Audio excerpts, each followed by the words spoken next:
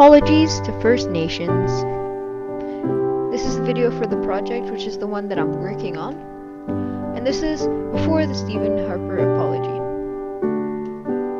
1967, Charles Hendry was appointed to write a report about its residential schools and gave the report in 1969. While Charles submitted the report, the church had words that they have smashed native culture and social organization, but Hendry stood up and spoke the truth. They've suffered more than people realized.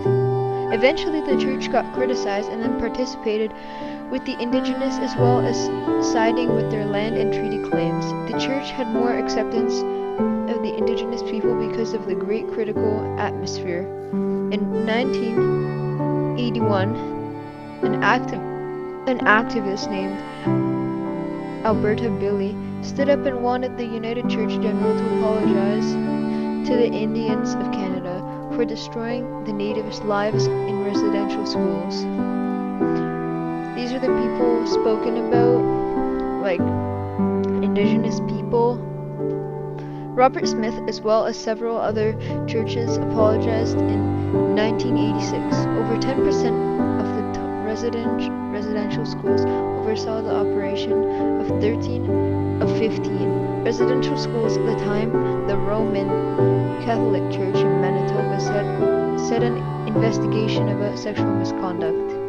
Leader Chief of Manitoba decided to tell his experiences of a residential school in Fort Alexander. He talked about that their physical, psychological, and sexual abuse, also talked about seeing violence on a different level. The conversations about allegations of the First Nations were a private talk, and the stories about the physical, sexual, and child exploitation were just rumors at the time behind closed doors.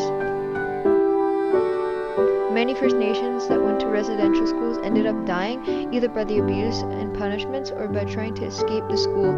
They ended up having to stay for most of their lives till they got 18, and it is said that about 4,118 children that went to residential schools died. Stephen Harper's apology. On June 11, 2008, Prime Minister Stephen Harper apologized to the residential school survivors and Indigenous people. Over 150,000 First Nations were forced into living in residential schools in 1996 is when the last school completely shut down with no more residential schools left in Canada. Since they were free and let go from the residential schools when they're 18, they had lived in substandard conditions. After their release from residential schools from 2008 to 2015, Truth and Reconciliation began. Prime Minister Harper, in his apology, asked for forgiveness after failing all the Aboriginal people so profoundly. Then, 2008, Pope Benedict received an invitation that he accepted, which was an official apology from the Vatican, which he had his sympathy and prayerfully solidarity for the Indigenous people. Still today, the survivors of the residential schools and other Indigenous people hope that the Catholic Church would have had a better thorough apology, but many now are really engaged in their Indigenous communities.